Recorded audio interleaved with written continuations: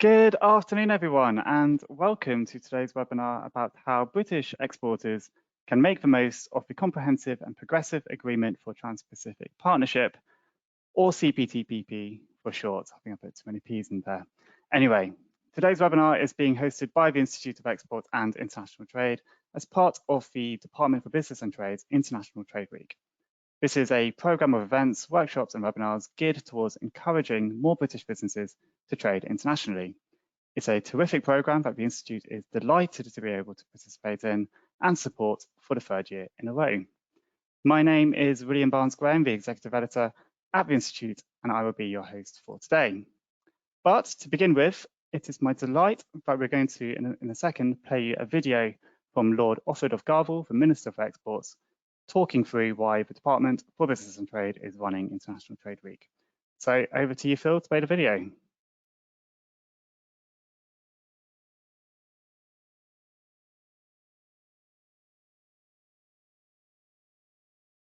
I'm delighted to welcome you all to one of the many fantastic events taking place during International Trade Week. And with thanks to our brilliant partners, this year it is the biggest and most international yet. There are hundreds of events happening this week, online and across the UK. All are designed to develop your exporting knowledge and skills, share insight of global export opportunities, and explain how UK businesses can benefit from our trade agreements. The world wants what we have, and I want to ensure UK businesses can readily access those opportunities and get great trade support with the Department for Business and Trade. It's great to hear that businesses like yours are interested in the markets in the Comprehensive and Progressive Agreement for Trans-Pacific Partnership, or CPTPP for short. Trans-Pacific countries will account for the majority of global growth and around half of the world's middle-class consumers in the decades to come, and will account for 12 trillion of GDP when the UK joins. You've come to the right place to learn more about what joining CPTPP could mean for your business in some of Asia Pacific's fastest growing markets. If you do only one thing after this event, please visit great.gov.uk to access DBT's trade support. Here you can check duties and customs procedures, get answers to your exporting questions, and discover where the opportunities lie overseas. You can build your skills and knowledge for free via the UK Export Academy, or access tailored support from our trade offices throughout the UK and around the world. And of course, get great trade support in one place at great.gov.uk. Businesses that export are more productive and pay higher wages than those that don't. 1 in 5 UK jobs are supported by exports, and by working together, we can become a nation of exporters as businesses and communities across the country reap the rewards from more global trade. Thank you.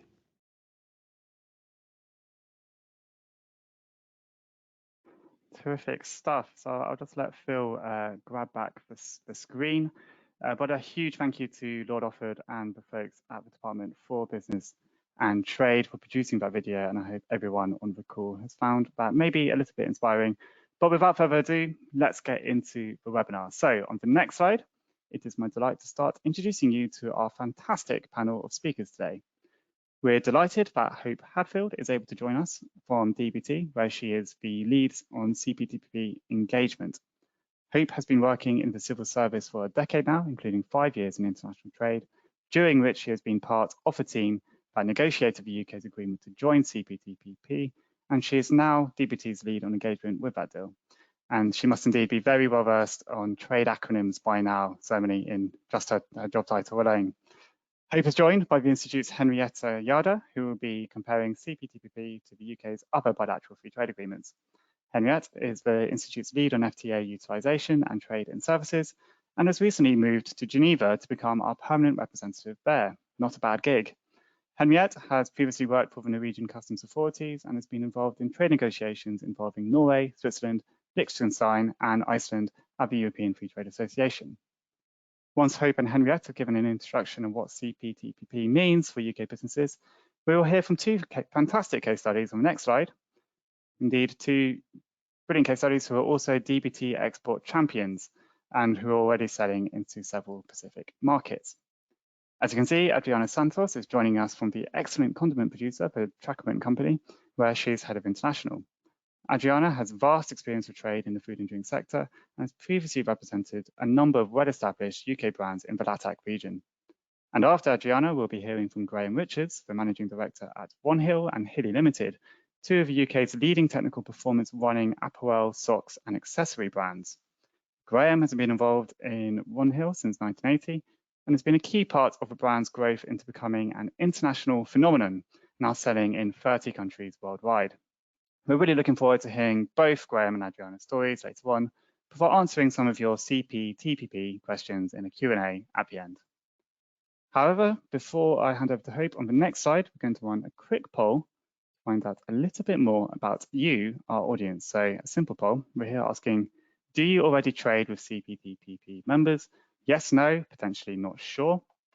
And just for those who are less familiar with the bloc, this includes countries such as Australia, Brunei, Canada, Chile, Japan, Malaysia, Mexico, New Zealand, Peru, Singapore, and Vietnam. While you're answering that poll, some quick housekeeping notes from me. Firstly, you can contact me with any comments or questions using the question panel on the control window, which is usually to the right-hand side of your screen. We hope to get to a number of your questions today, but please note we cannot guarantee we will get to every question in the allocated time. As such, I will be prioritizing questions that have relevance to the wider audience, and I won't be going into company or sector-specific queries as such. And please note that if your questions are short and clear, I am more likely to be able to read them. Finally, you will receive a recording of the webinar with a copy of the slides in a follow-up email that DBT will be sending to you. So I'll give you just a couple more seconds to answer that poll. And 3, 2, 1, countdown. Let's see how you responded. So thank you everyone for responding. Just over a third of you say you are already trading with CPTPP members.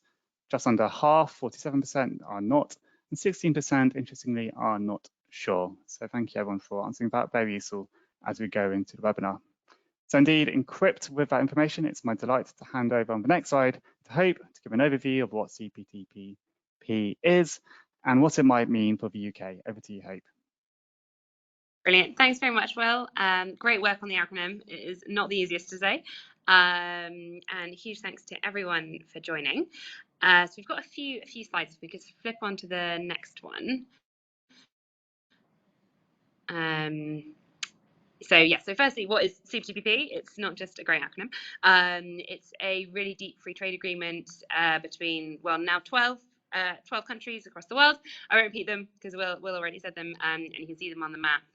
But it was 11, and since the UK signed in July, it's now 12. The deal was agreed between 11 of these countries and initially ratified by 6 of them in 2018. And all the original signatories have now ratified the agreement, so it's just the UK left to ratify. And as you can see, we had about a 2-year application process from officially applying to join in February 2021, 2 years of quite intense negotiations, and then we signed the agreement this July. It's a very interesting trade bloc because it's very economically diverse. You know, Brunei is a very different economy to Australia, which is a very different economy to Peru and Chile. It's a really high standards agreement, which is why we wanted to join. It's really high standards. We think it will also set standards for the future. It's obviously a very exciting, very fast growing region of the world. It kind of locks us into that region. And that's something we're really excited about. And we're genuinely, I think this is going to be great for the UK and for your businesses. With the UK as a member, the bloc will account for 15% of global GDP, about 12 trillion, so that's quite sizable. And it has around 500 million people, which is, you know, a lot of people to trade with. And we already trade quite a lot with this region. It was interesting to see that a third of attendees do already export to CPTPP countries. Trade between the UK and these countries was worth 113 billion last year, which was about 6.6% of total trade, and it'll be great to see those numbers go up as we join the group. Total UK exports to that region was worth just over 60 billion last year as well. And as you can see on the slide, that other countries have applied to join CPTPP. There are 6 countries that have formally applied to join, and quite a few others that have expressed joining as well. And that's something we're very interested in. It was a group that was designed to expand. We're excited to see, more high standards economies joining this group. Can we move on to the next slide, please? Great, thank you. So just a bit of background on negotiations. I won't kind of run you through everything that happened and all the kind of detailed, in-depth negotiations we had, although I promise it was very detailed and in-depth, with five negotiation rounds that went right into the depth of both whether we could meet the standards of the agreement, and also agreeing new market access arrangements, so on goods with each CPTPP country. So the phase that we're now in is the parliamentary scrutiny phase, and implementation. You might have noticed that the CPTPP bill was announced in the King's Speech yesterday, and actually I think pretty much right now it's being introduced into the House of Lords. It was meant to be at 3 p.m. and it's probably running about 10 minutes late. So that's genuinely very exciting. The CPTPP bill is going to give us the primary legislation we need to bring CPTPP into force. It covers a few quite narrow areas because in most areas of the agreement we were already compliant, so there's not a huge amount of changes we need to bring in. But the changes that we do need to bring in on a few different areas include to ensure that we can access these massive procurement markets, and also some technical changes on intellectual property as well. And then we'll also need to do quite a lot of secondary legislation, including, importantly, changing the tariffs on the HMRC website, so you can see what the tariffs will be and ensuring we kind of update the system for that. We are expecting the agreement to enter into force in the second half of next year. For it to happen, we obviously need to do all of our ratification procedures, and we have to do those by July this year, and then the other countries will need to do some of their own procedures as well. And one thing I would just say about this process is that because we were the first country to join, it was kind of as we went along, we were kind of developing what the process would look like. I don't think it's necessarily a blueprint for other countries' processes. I think each process will be unique, but I think one thing that is very clear is that the very, very high the agreement had very high standards, and we had to really show that we met those. And I think we will certainly be expecting to do the same for future applicants as well. Can we have the next slide, please?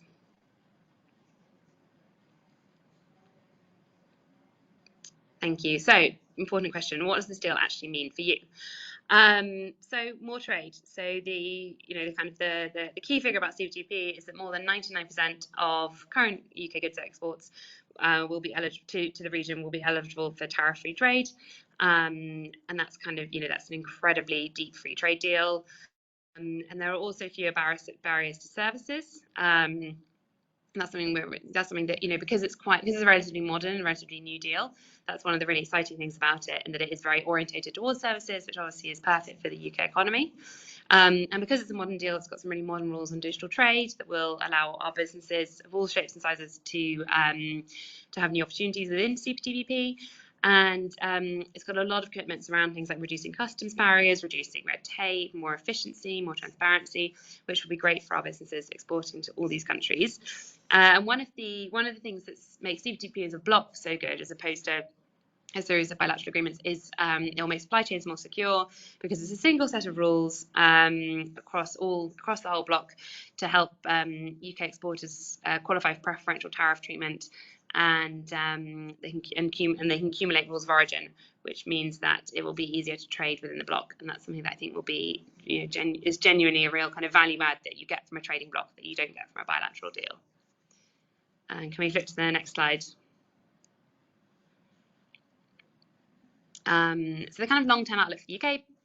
So there were essentially there were two reasons why we wanted to join CPTPP. There was the benefit for businesses, which is this kind of immediate benefit in making trade easier, but also there is the longer term benefits for us as a country. The first one is economic growth. This is a really fast growing region. The Pacific region is going to account for the majority of global growth, and over the next I can never quite remember, I think it's the next couple of decades, is genuinely a really fast growing region, and CPTPP will bring new opportunities. It will increase growth and jobs in every region, in every region of the UK, and it's also a gateway to the whole Indo-Pacific region. We also see CPTPP as a really important way of supporting free trade and supporting high standards across the world. That's something we're really keen to be part of. And also it's already goes across Asia, Australasia, North America, South America, and now Europe. It's already a kind of very broad deal, but as I said before, quite a few countries are interested in applying, and as the agreement grows, we can sort of make sure that the UK is shaping its growth as the first new member. And the next slide, please. Thank you. So this hopefully is probably the most useful slide. So there's a lot of information about CPTP on gov.uk, including the full agreement text if you want some bedtime reading, but also useful things like the tariff schedules, business explainers, which we published, sector explainers, regional explainers, which are hopefully really helpful. And the provisions, as I said, we'll be able to use when it enters into force. We're going to be publishing a huge amount more guidance around that time as well, which hopefully very helpful. And the service will be able to help if you have specific questions, or your international trade advisor should also be able to help. So that is everything for the moment. I will pass on to Henriette, who's going to talk a bit about CPTPP and bilateral deals, and then we'll be back for some questions. Thanks very much. Yes, thank you, Hope, for a very insightful presentation. The CPTPP is definitely an interesting topic. My apologies if my voice is a bit hoarse today. I'm, like many others, recovering from the autumn flu or cold going around, but I will do my best and hope my voice sticks with me. Having heard from Hope, who is absolutely the expert on CPTPP, we understand that this is a very complex topic for anyone to understand, but one that will bring along some very good opportunities for UK businesses. That's why I think it's important that even though the agreement doesn't enter into force until likely sometime in late 2024, as Hope said, that businesses do get an understanding of what opportunities it brings and how it compares to the existing FTAs that UK have in place. So if I can have the next slide. Therefore, we want to briefly cover the differences between them. So looking at the CPTPP, it's a free trade agreement that's more complex due to the number of countries that's involved in it and the breadth of issues that it covers, which spans from tariffs to digital to environmental policies. It means access to an expansive market for businesses, but it also requires an understanding of a broader set of rules. On the other hand, we have bilateral FTAs, which tends to be simpler and more focused since they are negotiated between only two countries and can be tailored to address the specific needs and interests of those countries. This can be, for example, the UK-Canada trade agreement and the UK-Japan agreement, just to mention a few, two countries that are also members of the CPTPP. Now, some may wonder, and a question that we hear quite often is, how do you know which agreement to use? And if the CPTPP will take over for the existing bilateral FTAs? The answer is no. So the CPTPP does not replace the existing UK bilateral FTAs, but rather it works alongside them. So businesses will actually be able to evaluate what agreement benefits their goods or services better. So this means good news for businesses because this offers different ways to enter different markets, and businesses can also choose to use the agreement that best serve their needs. So since the UK has bilateral agreements with 9 of the 11 CPTPP member countries, businesses may find complementary components between these agreements. So, for example, bilateral FTAs may offer certain benefits that are not covered by the CPTPP and vice versa. And just as mentioned, the UK has existing bilateral agreements with most of the CPTPP countries, except for the 2 which are Brunei and Malaysia.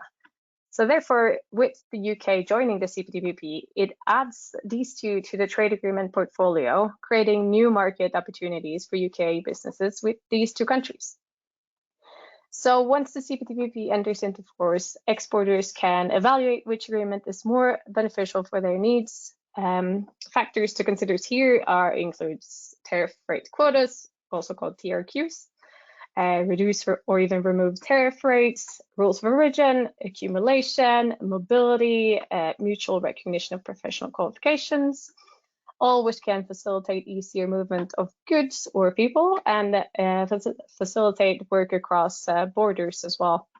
Some agreements might offer better terms for certain products or industries, and businesses need to align their trade activities with these terms.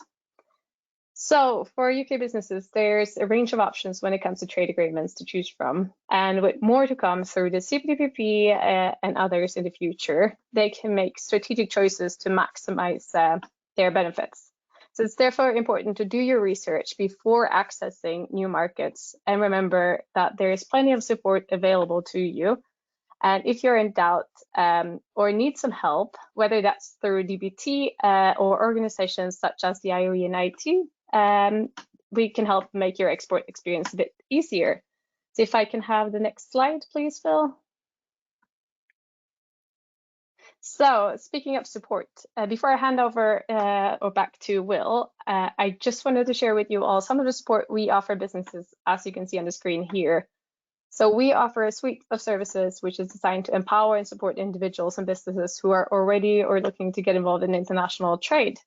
So for those of you who are looking to take advantage of CPTPP or just looking to get international trade, this is something that we offer you, which is trading and qualifications, as well as consultancy services tailored to your business's specific needs in any area of international trade, and also a technical helpline. We arrange webinars such as this one and lunchtime learning, where we bring in expert speakers to be able to provide businesses with information from experienced sources across both public and private sectors. We also arrange live events for our members and others to both share experience and meet experts, as well as celebrate organizations and individuals in UK trade through events such as our Import Expert Show, which we're hosting in London next week, and we'll tell you more about later on. So to wrap up, there's a lot of support available to businesses who are trying to navigate the complexity of international trade, both through, as I said before, the public sector with DBT and with organizations such as us at the IOE and IT. So my advice to you all is make sure to use it to your advantage. So that's all from me today, and I will hand back to you, Will. Terrific. Thank you. Thank you so much, Henriette, and to Hope beforehand as well for that really great overview of CPTPP, what it means for the UK and how it compares to the UK's other bilateral free trade agreements. If we can move on a couple of slides, I think we're going to do our next poll. So this one is asking, what do you see as being the main benefit of joining CPTPP? The options being preferential tariffs, easier migration, mutual recognition of qualifications, reduced bureaucracy, and other. And if you do say other, please do type in what you think other is for you. Just while we are answering that poll, I'll pick up on a couple of questions which we're already getting through, starting with this one from Harry for Hope, and it's a good one. So Harry asks, what does the timeline look like for the CPTPP? Brilliant, thanks, Harry. That is a good question. So we're confident that the deal will enter into force for the UK by sort of in the second half of next year. So between now and then, we need to take through the necessary legislation, like I mentioned earlier. And as I said, the bill is being introduced today, the first day of the new session. So it's certainly a government priority, and something this government is very keen to get done relatively quickly, while ensuring there's all the appropriate time for scrutiny and everything. So we expect all the bill and the necessary second legislation to be done in time for us to submit our protocol accession to the CPTPP Secretariat in New Zealand within a year of us signing. So that's mid-July, and we're fully on track for that. And then we're also working to ensure that other CPTPP countries ratify our accession. So the way that will work is, if they all ratify within the first 15 months, then the deal will come into force 15 months after signature. So that's October 2024. If they haven't all ratified by then as long as a critical mass, that's 6 of them, ratifies, then the deal will come into force 60 days after the 6th country ratifies. It's lovely and confusing. So essentially, we're very confident they will have that sufficient countries will have ratified by the end of the year. We're working hard to with our kind of posts and embassies across the world to ensure that countries do ratify and with it, and certainly things are looking positive. So hopefully by about this time next year, roughly. Thank you. Terrific, thanks, Abe. I'll give people a few more seconds to answer the poll, so I'll ask Henriette a question we've had in from Vicky, who asks, How should UK businesses incorporate the CPTPP into their long-term strategic planning? Yes, thank you, Will, and it's a good question. I could also go on for a while here, but I think I covered most of it before with my advice. And as I've said, the CPTPP does not replace the bilateral agreements, but rather complements them. So that's something to keep in mind, that this is additional benefits that comes for UK businesses. So my first advice is do your research on what this means for your business. What does it mean for your products, your services, what you're looking to export, and which markets are you looking to export to? So UK businesses that are already trading with CPTPP markets should look to understand what benefits the agreement can provide them once it enters into force. So businesses who, as those already are or not yet are exporting to CPTPP markets, look to identify new growth opportunities in other CPTPP countries. So another advice would be look for market gaps where your business might help fill with your products or services. Secondly, I'd like to advise you to talk to other businesses. So how were they successful in entering certain markets? What were the barriers they faced, and what advice can they give you as a business looking to enter a market? Or connect with businesses based in your target market. They might help guide you. And as we'll hear today, many exporters are happy to share their experience, and it's really an invaluable support from those that are already doing what you might be looking to do. Perfect. Thanks, Henrietta. A nice segue as well into the next section. But I'll just before I do that, I'll close the poll and share the results. So this isn't always too surprising that people will say preferential tariffs is a big benefit, 64%.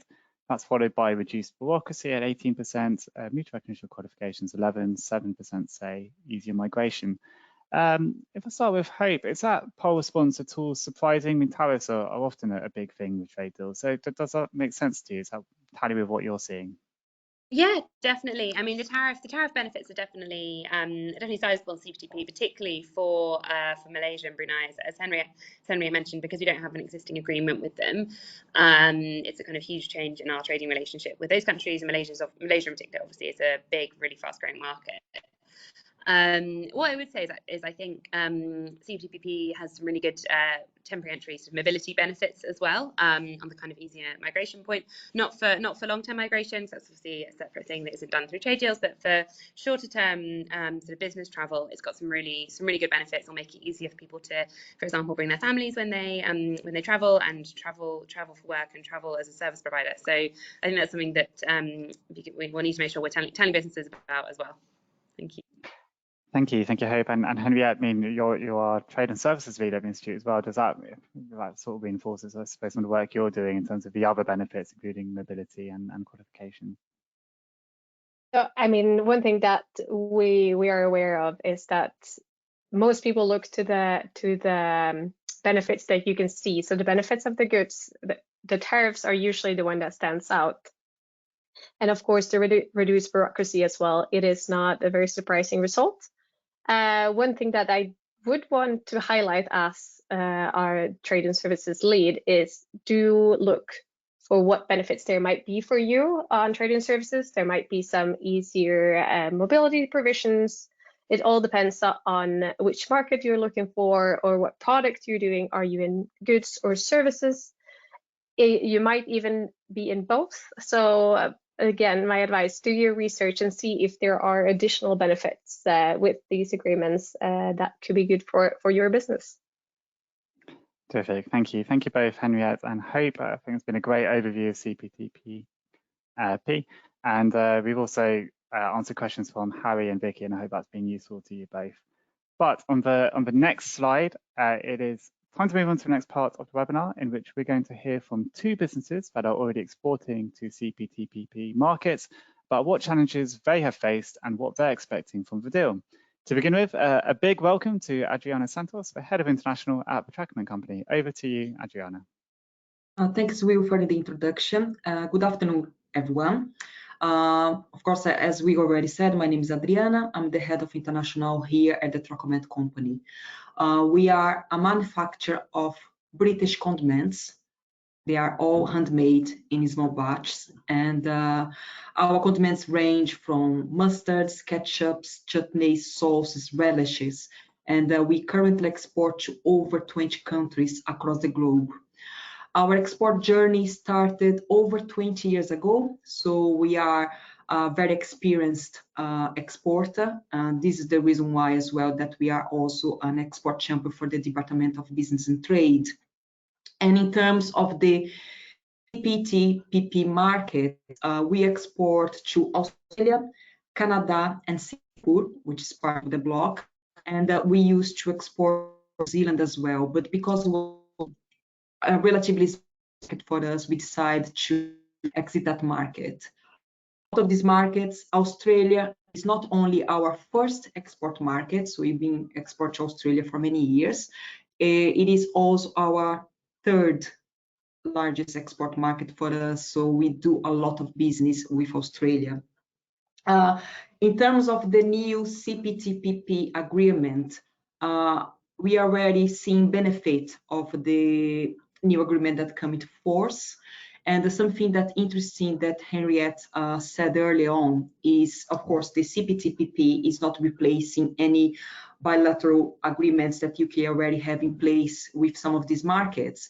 So for us, because of the dual nature of our products, most of our products are free of duties anyway. But in the case of Australia, there were 5 products that we were still paying a certain level of duties. Now that the CPTPP is into force, and as Henriette said early on, that is a complementary component of whatever the bilateral agreements that we already have in place. And now these 5 products that used to have duties before, now they don't carry duties anymore because of the new CPTPP agreement, which is great news for us. So our Australian importer has asked me to complete a document that's declaration of origin for them to be able to claim a refund for any duties they have paid in the shipments already shipped this year, which is great news for us. The declaration of origin is going to be, at the moment, is slightly different to the statement of origin that if any of you export to Europe, you know that in your commercial invoice, you need to put a statement of origin to be able to benefit of the free duty when export to Europe. And Australia is similar, but at the moment is a separate document where you need to list all commodity codes. So it's very important that you know your commodity codes and are confident they are correct. And also you need to have a very good understanding of the rules of origin, which I'm sure Hope is going to touch base on that a little bit more later. But because we need to provide an explanation why our products meet the criteria to be able to benefit of the free duties. So one thing that I think I would like to highlight here, is something that we use to benefit with the UK government. I think with the commodity codes, you need to be very careful when you classify your products, because if you get that wrong, it can be costly for any business. So we use a service by the government where we provide all the details about our products and they classify our products for us. So it's called the advanced tariff rulings, and this gives us the confidence that the commodity codes that you're saying for our products, they are correct. So that's just a little bit of a tip if you want to make sure that you have your product correctly classified. And in terms of all the benefits that we see for the future as part of the CPTPP agreement, Mexico and Japan are markets that currently is top target market for us. And in Mexico particularly, I've been in discussion with potential distributors now for 3-4 years. It's Latin America, they take their time, just to really to the business to come to life. And when Brexit happened, they were a little bit put off to trade with UK because, of course, you are out of EU and you're not benefit of the trade agreement that EU had with Mexico, which means that our products would attract tariffs. And our Mexican distributors said at the moment it's not interesting. Now that the CPTPP is into place, we are back in the game and hoping to launch into Mexico next year, which is a fantastic news for us. So definitely we are already seeing the benefit in terms of future business, since the CPTPP has come into force. And I think when I think like top tips for anyone that wants to export to CPTPP, I was actually surprised that majority of people in this webinar at the moment, they don't export to these markets yet. And I think, like people think that it's far, it's going to be more complex, and in reality, they are not as complex as you think it is. In terms of paperwork, like they tend to be quite straightforward. And now, of course, with the CPTPP agreement in place, especially as for a lot of us, the duties is very important, so this is like now is a great time really to consider these markets. And I hope after this webinar, everyone have a look at it, because as I said, we are doing really well in Australia, Canada as well. Canada is our fourth biggest export market, and there are lots of opportunities in these markets for anyone to explore. And I think I will hand back over to Will now. Terrific. Thank you so much, Adriana. Some really great tips there. The classification one in particular seems like a really good practical tip. And whenever I hear you talk about trackments, I always feel a little bit hungrier as well. So thank you for joining us today, and we'll hope to hear a bit more from you later on in the Q&A. Conscious of time, though. Perfect. And yeah, I'm now from, I guess, having divulged and kind of eaten a lot of kind of the beautiful products from Trackerments, I now need to run it all off. And the best person to talk to about what gear to wear while doing that is Graham Richards, who's joining us from One Hill, where he is the managing director. So Graham, over to you. Thank you very much indeed. It's been really interesting, and I'm sure, I know listening today, there's a wide, diverse range of businesses. So I'm going to talk about running. So next slide, please. So yeah, I run two running brands, Ron Hill Sports and Hilly. Ron Hill was founded by Dr. Ron Hill, famous marathon runner. The brand's 53 years old. Besides his running exploits, European, Boston and Commonwealth marathon champion, he was also a Dr. Ron Hill, PhD in textile chemistry, so a great combination for the brands. Next slide, please. And this just gives you a little snapshot. So basically, technical running apparel. We design here in Manchester a wide range of technical running products, jackets, trousers, t-shirts. Next slide, please. And our sister company, Hilly, technical running socks. I'm not going to bore you senseless talking about the technical merits of a running sock, but it's a big part of our business. And obviously a lot of people out running focus on buying expensive running shoes and forget about socks. So we're very proud of the brands in the portfolio. We're part of a larger group, the Bollin Group, based in Macclesfield, who also own a number of other brands, outdoor brands. Some of you may have heard of Mountain Equipment, Sprayway, Bridgedale. So sport and outdoor is a big part of our group. Again, export is an important part of our business. We currently export to 30 countries. Export represents about 23–24% of our business, but our next 3-year plan, we want to grow that to up to 40% and beyond if we can. Export's one of our 5 key drivers, and it's a really sort of focus for the team, the design team, the marketing team. So I say it's a big part of what we're planning going forward. I'm not going to harp too much. There's been some great sort of presentations so far on the benefits of trade agreements and really the benefits that they do bring. For us, we currently trade with 8 countries in the CPTPP, and we're looking to trade with 2 more. I think for us the biggest benefit, I think, has been mentioned. tariffs. Any reduction in duties and tariffs are a big positive for us. Anything that we can do and help to reduce sort of the cost of our goods going into countries is a big advantage. In the main, we work via appointed distributors in each of these countries, but it's interesting, Canada, which is obviously part of CPTPP, we took a slightly different route in that we put all our eggs in one basket in many respects, trading with the biggest independent chain of running stores. They had 90 stores around the country, which basically gave us sort of national distribution. So it was a slight change in focus, but one that we felt was right for us. They were very specialist in running, as we were. So we felt that was a good move. For us, moving a little bit away from, say, some of the things that have been said earlier today, and some of the benefits of the trade agreements.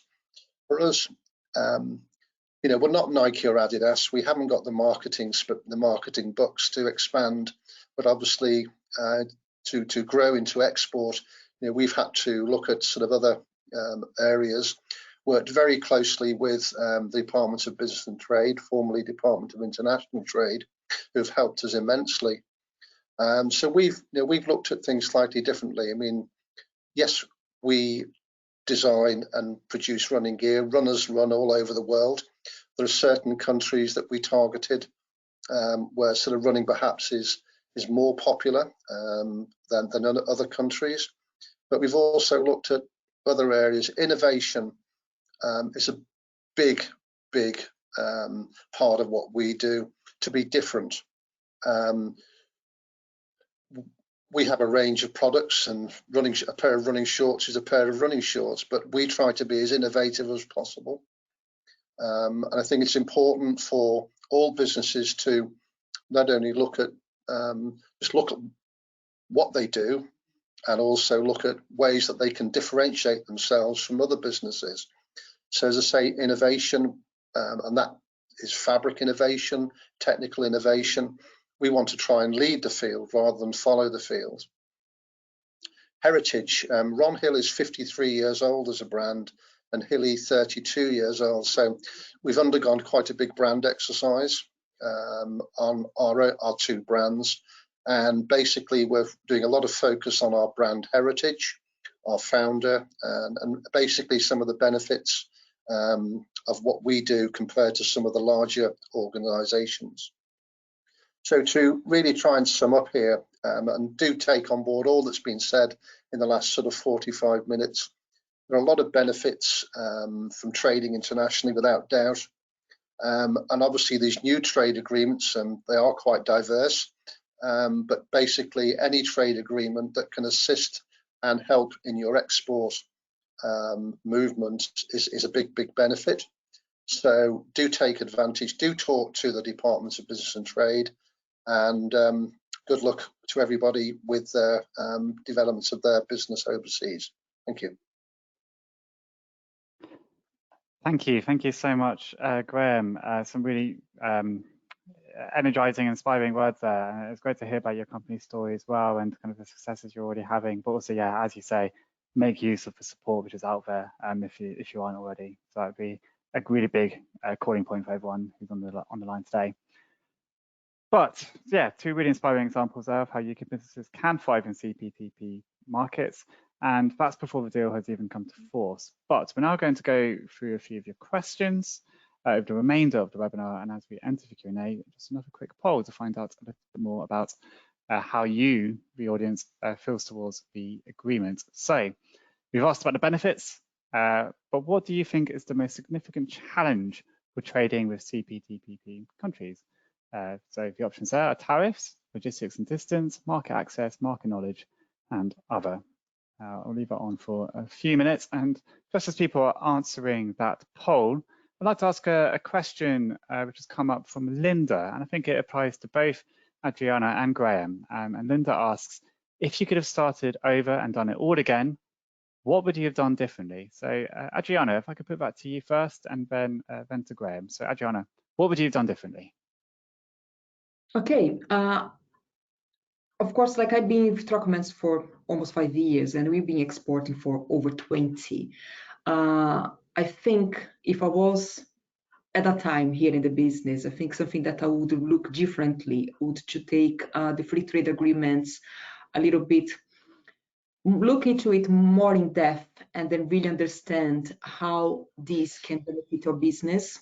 You know, like look closely in terms of course, like what importing duties your products is going to attract, you know, and really work with your distributor, really just to do the best, really to benefit from it. And I think probably that's one of the things that I would have done differently, because I think it's really easy for you to quote a price to your distributor, and if you don't really have understanding of what duties that potentially your product is going to carry, you know, that's going to affect as well the price of the products on the shelf, you know. So I think have like that understanding, you know, I think that it is very important. And Graham, if you could start all over again, what would you do? Oh yeah, I'll be very honest here. Probably the key thing is don't jump into into bed with the first customer that shows an interest in your products or your brands. 10 years ago, when I came back into the business, we were doing about 5% of our business was export. We decided to exhibit at a couple of key international sport sort of trade shows, one in Munich, which is a big international sports trade fair. And of course, at trade shows, there's a lot of interest in the products, and we probably, with our eagerness, I think, to develop the export business, didn't partner with all of the right people at the right time. And so, yeah, my advice would be, don't be flattered necessarily by the first company or business that shows an interest. Do the research, find out a lot more about them, about their business, what they can do for your own business. As I say, and I've heard this at many export seminars that I've attended, it's a common, if we call it a mistake, I don't think it's necessarily a mistake. I think it's just part of growing up and learning, really. But my advice would be either do the research, target the countries that you think are most applicable to your product or your company, and then within that, try and find through various sources the best company that can, maybe not in the short term, look in the long term, can benefit your business and hopefully develop long-term business relationships, as we now have with many of our distributors. Some terrific answers there. So obviously a real theme there is do the research. That seems a really important tip, and well, business practice in general. But also Adriana kind of mentioned look into the details of the deal and make sure you kind of really are quite forensic on that side of things. And Graham, really good point about not jumping into bed with the first person who shows an interest in your company. So some great feedback there. And I hope that's been useful, Linda. Great question. Thank you so much. I'm going to share the results of the poll. So just under half of you say market access is the biggest challenge you face at the moment. Just under a quarter say market knowledge. And then 15% of you saying tariffs. So tariffs is interesting because one of the major benefits is preferential tariffs. So hopefully that will come down in time. But market access and market knowledge. I hope, Henriette, does that surprise you at all? And how might CPTPP help with those two aspects? I hope if you've, do you want to take that one first? Great, thank you. Yeah, that looks sort of very, very understandable. I think on market knowledge, I'd really encourage businesses to speak to their international trade advisors, to speak to the export support service, because they can provide a lot of support in terms of understanding specific markets and really kind of getting under the skin of them. You know, so CPTP is a really diverse group. So each market is different, but there is a lot of support out there for sort of getting into them. In terms of market access, I guess what would be really interesting to see is if, and I would hope that this poll will be very different if you did it in sort of 6 months or a year after entry into force. It'd be interesting to see hopefully that market access, people will find market access much easier once we're actually in the agreement and once we've got the sort of very preferential tariff rates. So yeah, it'll be interesting to see how this changes. Thank you, Hope. I think we might have just lost your sound for a second there, but Henriette, do you want to come in as well? Is that about what you'd expect in terms of the challenges which business face with these markets? Yes, I would say so, and I would agree with Hope as well. That it would be very interesting to see the same polling in 6 months and see if it has changes. On the tariffs, we'd hope to see lower numbers there when the agreement has entered into force. We know that when an agreement enters into force, we don't necessarily get accurate numbers right away. It will take many, many years before we get that. But hearing from businesses and hearing your firsthand experience and what your challenges are helps us have some idea of where the challenges lay and what we need to give you and what support is needed out there. So you telling us what your challenges are, really, it helps us help you. Very good point. Thank you both for responding to the poll. Let's do a few more questions. We're going to the next slide, but hopefully it's a power like we're doing Q&A. So we've had some really good questions come through. One which has come through from Hemi, and I think this is going to be one for Hope. So Hemi has asked, so yes, would a general election next year impact the timelines for CPTPP coming into force by the second half of next year? Great, thank you. Yeah, that's a great question. So we've been doing a lot of thinking about as well with our planning. The short answer is basically it shouldn't. We're confident we'll get the legislation through Parliament in time, and then kind of introduce the secondary legislation as needed.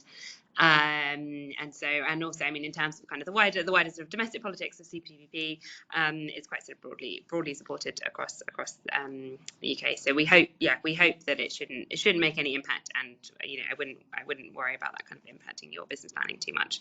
Although saying that, anything can happen, but should all be fine. Thank you.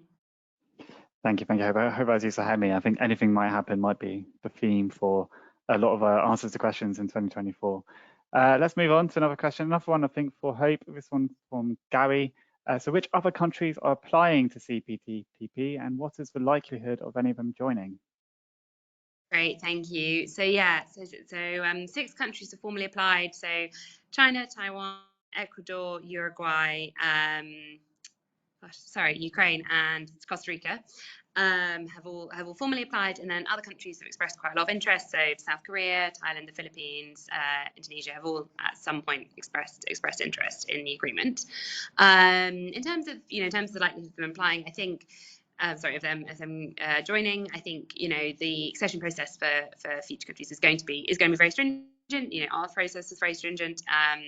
The parties committed to something called the Auckland Principles in the summer, which are that any economy that wants to join CPTPP will have to command consensus of CPTPP members, meet the high standards of the agreement, and have a demonstrated pattern of complying with their trade commitments. This is something I think we'd want to see from any applicants. And the good news is that the UK will be really closely involved in this process as a member. So that's something that we're really excited to be part of. Terrific. Thanks, Hope. It's a lot to look out for. So thank you for answering. A great overview. Question from Ian, and I'll put this to Adriana. So the question is broadly, in what other ways could CPTPP benefit your business, particularly around things like rules of origin? Seems to be the gist of his question. So Adriana, do you want to take that one? Yes, I can take that one. I think I did mention a couple of things during my presentation, how that is going to benefit us, and especially the Mexico market case, because when we left EU, we didn't have that agreement with Mexico anymore, and of course there would be like more duties. Our products will attract more duties, and now that we are part of the CPTPP, which Mexico also is, so definitely we're going to see the benefit. And as I said, we are about hopefully to launch in Mexico at some point next year. Thank you, Adriana. I hope that's useful, Ian. So we've got a question in for Henriette. So Martin says, as an SME in the UK, how might the CPTPP affect my business, and what are the first steps I should take to prepare for trading under this new agreement? So I guess guidance in particular for SMEs who are new to these sorts of trade blocks and deals. Yes, excellent question. And I think I'm going to repeat myself a bit here, but I also want to refer to what both Adriana and Graham has said previously about doing your research beforehand and understand what the trade agreements mean for you. So learning about the opportunities, but also what restrictions there are in them and what limitations there might be, what requirements you need to fulfill. And like Graham said, don't necessarily jump at the first opportunity. I think that's a really good advice.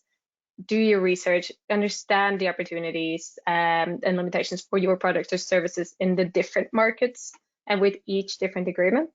So with the CPTPP, it offers opportunities across 11 different markets and simplifies trade between them. So when doing your research, you may want to look at how this agreement can benefit your business, but also don't forget about the existing agreement. So consider your business's need and look to what the agreements can do to support this. And as I mentioned, understand your requirements for trading with each market to ensure that you are aware of what is expected from you as well and your products when you are exporting to certain markets. So that can be documentation requirements, product approvals, or how to qualify for rules of origin. And another point, a bit beside the provisions of the agreement, but before expanding to a new market, it is important that you also understand the culture of the target market. So how to proceed when doing business in your target market. The way to do business can be very different between countries, as for example, between UK, Japan, Mexico. So make sure that you understand the way they do business in those target markets. So again, there is support available to exporters for all of this. It's through ourselves at IOE and government support and trade associations. So do use that because we are here to help you succeed. Thank you, Henry. A really good point. I mean, it's 11 nations in the agreement, and we're all dotted all over the Pacific. So yeah, there's different languages, different business cultures, different time zones. It's not a unified block in a traditional sense. It's very much a dispersed array of countries. I think that's a really important point. But anywho, I think we are coming towards the end of our slot. So at this point, I'm going to start wrapping up. As we do that, I'm going to run one final poll. This one's asking, let's get it up. This one is asking you if you'd like to opt in for further contact from the Institute of Export and International Trade about our services, including future webinars like the one you've been listening in to today. As Henriette alluded to earlier, the Institute is the UK's leading trade association for exporters and importers, delivering training courses and qualifications to equip you with the skills needed to thrive internationally. With a world-class suite of membership benefits and networking opportunities, as well as regular bulletins, news, insights, and webinars to keep you up to date on all things trade. So please do, if you'd like to find out more about how we can support your business, opt in, or you can visit our website, which is export.org.uk. As you answer that poll, just a really big thank you to our panel today. So to Hope, Henriette, Adriana, and Graham, thank you all so much. There's been some really great advice and a great introduction to the CPTPP, and I hope everyone has found that useful and maybe even been a bit inspired to advance your research and to really consider what the trade deal could do for your business. A big thank you as well to the organisers of International Trade Week at the Department for Business and Trade for inviting us to host this webinar today. It's great to be involved in the programme and we look forward to hopefully supporting it next year as well. I'll close the poll now. Thank you everyone for responding. And as you can see, before we go, I'd like to flag an event that the Institute is running next week. If you're craving more international trade discussion and networking following International Trade Week, the Institute is hosting the Import-Export Show on Wednesday, 15th November, a week today, in London. This is a great opportunity to meet fellow exporters, meet the Institute's team of customs and trade experts, and hear from a brilliant lineup of speakers about the opportunities and challenges ahead in UK trade. The programme really is full of fantastic speakers, including government figures like Baroness Neville Wolfe and Small Business Minister Kevin Hoddenrake, as well as Asfal Khan, the Shadow Exports Minister from Labour, and leading trade policy experts such as David Hennig and Sam Lowe, among many others. If your interest is piqued, definitely visit importexportshow.co.uk and make sure to book your tickets quickly as sales close on Friday this week. That's Friday, 10th of November. On the final slide, a couple of requests for feedback. Firstly, whether this is your only International Trader Week event or you've been to a multitude, please do scan the QR code if you'd like to give feedback to DBT about this year's programme. This will ensure government can further tailor next year's programme to your business's needs. And finally, as you leave the webinar, please do let us know what you thought of this session and any suggestions for topics for future Institute events by completing the short exit survey. But for now, thank you for joining us today. We hope you found it useful and I hope you have a great evening as well. But for now, bye-bye.